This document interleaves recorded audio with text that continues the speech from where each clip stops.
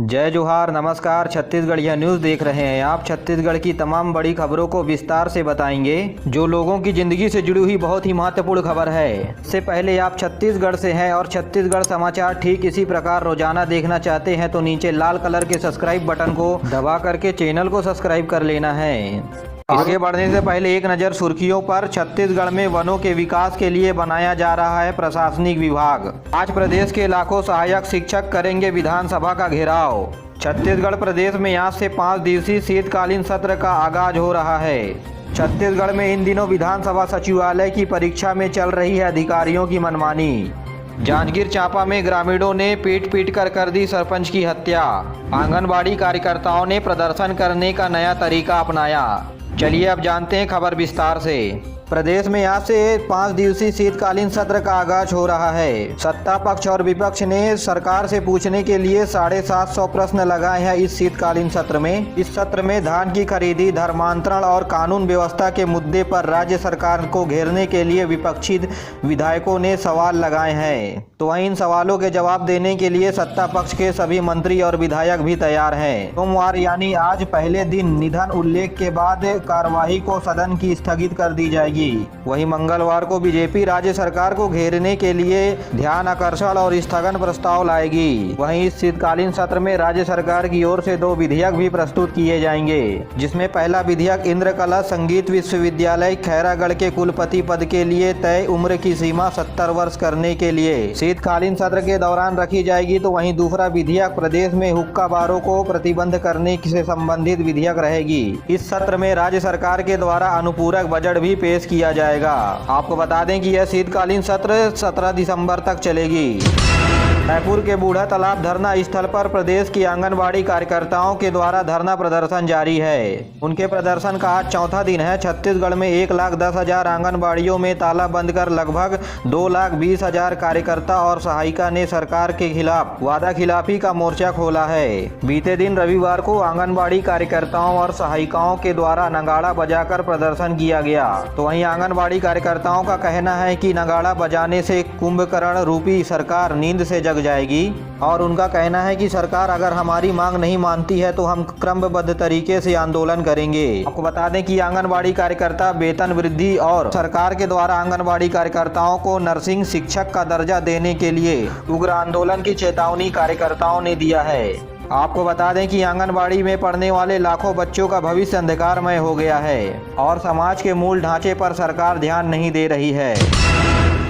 छत्तीसगढ़ में पुनर्योजी विकास regenerative development अवधारणा को नई दिशा देने के लिए तथा क्षेत्र में अग्रणी राज्य बनाने के उद्देश्य से राज्य में ग्रीन काउंसिल का गठन किया जा रहा है। मुख्यमंत्री भूपेश बघेल इस काउंसिल के अध्यक्ष होंगे। वहीं कृषि मंत्री रविन्द्र चौबे, वन मंत्री मोहम्मद अकबर और मुख्यमंत्री के सलाहकार प्रदीप शर्मा उपाध्यक्ष होंगे। फाउंडेशन के सदस्य सचिव के सलाहकार के अलावा 12 सदस्य और नियुक्त किए गए हैं, जिसमें वन कृषि उत्पादन आयुक्त, वन संरक्षण प्रबंधन संचालय, लघु वनोपज संघ के सदस्य, वही मुख्य वन संरक्षक सदस्य में शामिल होंगे। इनके अलावा 7 सदस्यों का मनोनीत निजी क्षेत्रों में महान ख्याति प्राप्त लोगों से किया जाएगा। आपको बता दें कि वन विभाग में रीजनेटिव डेवलपमेंट कार्य के लिए प्रशासनिक विभाग होगा। वन विभाग में वनों के संरक्षण हेतु अन्य प्रशासनिक विभाग प्रदेश में बनाया जा रहा है। बात करेंगे जांजगीर चांपा की, जहां छोटे रवेले ग्राम पंचायत के सरपंच द्वारिका चंद्रा पर ग्रामीणों ने हमला कर दिया, जिन्हें गंभीर हालत में बिलासपुर रिफर किया गया। बिलासपुर अस्पताल पहुंचने से पहले सरपंच की मौत हो गई। मालखरौदा के टीआई विनोद मंडावी ने बताया कि छोटे रनेले के सरकारी जमीन पर ग्रामीणों ने धान की फसल लगाई थी, जिसमें तहसीलदार ने स्टे लगाया था। उसके बाद भी ग्रामीण सरकारी जमीन पर बोए हुए धान की फसल को काट रहे थे। इस दौरान सरपंच मौके पर पहुंचे और उन्हें मना किया। आक्रोशित ग्रामीणों ने सरपंच पर लाठी डंडे से हमला करके जख्मी कर दिया और अस्पताल ले जाते वक्त रास्ते में सरपंच की मौत हो गई। साथ ही घटना स्थल से फरार ग्रामीणों की तलाश पुलिस कर रही है। बलरामपुर, कोरबा, रायगढ़, बिलासपुर समेत छत्तीसगढ़ के सभी जिलों के सहायक शिक्षक फेडरेशन के बैनर तले अनिश्चितकालीन आंदोलन जारी है। इसी कड़ी में आज 13 दिसंबर को सहायक शिक्षक रायपुर में उपस्थित होकर के विधानसभा का घेराव करेंगे। फेडरेशन के सदस्यों ने बताया कि प्रदेश में कार्यरत सहायक शिक्षक वेतन विसंगति को लेकर के आंदोलन कर रहे हैं और उन्होंने ये भी बताया कि आज शीतकालीन सत्र के पहले दिन विधानसभा का घेराव करेंगे। उन्होंने कहा कि हमारी मांगों पर विचार नहीं किया गया तो 14 दिसंबर से अनिश्चितकालीन हड़ताल आंदोलन किया जाएगा। आपको बता दें कि शिक्षक और सहायक शिक्षक के बीच वेतन में अंतर 10,000 रुपए का है और इसी को दूर करने के लिए सरकार से अपील की जा रही है।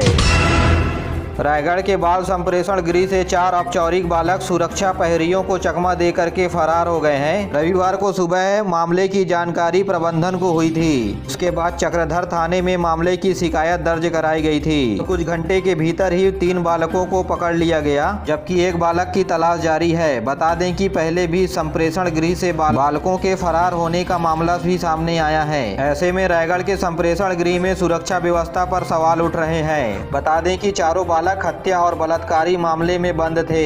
अधिकारियों के मुताबिक चारों बालक बाथरूम की खिड़की से फरार हुए थे। भारतीय जनता पार्टी के राष्ट्रीय उपाध्यक्ष और पूर्व मुख्यमंत्री डॉक्टर रमन सिंह ने प्रदेश सरकार के कार्य प्रणाली पर सवाल उठाए हैं। उन्होंने कहा कि छत्तीसगढ़ का प्रत्येक वर्ग परेशान है। उन्होंने कहा कि राज्य में करीब 8 लाख गरीबों से प्रधानमंत्री आवास छीन लिए गए। क्या राज्य सरकार का यही छत्तीसगढ़ मॉडल है? पूर्व मुख्यमंत्री ने आरोप लगाते हुए राज्य सरकार के सभी वर्गों से छल कर रही है। उसी का परिणाम है कि आज विभिन्न संगठन आंदोलनरत हैं। आपको बता दें कि बाल संप्रेषण गृह में बाल अपराधियों को सुधार के लिए रखा है ताकि जब वह अपनी सजा पूरी कर बाहर आए तो अपराध की राह छोड़कर सामान्य जीवन व्यतीत कर सके। सामान्यतः 18 वर्ष की आयु से कम उम्र को आपराधिक मामले में बाल संप्रेषण गृह में रखने का प्रावधान है, जहाँ उनकी मूलभूत सुविधाओं का विशेष ध्यान रखा जाता है।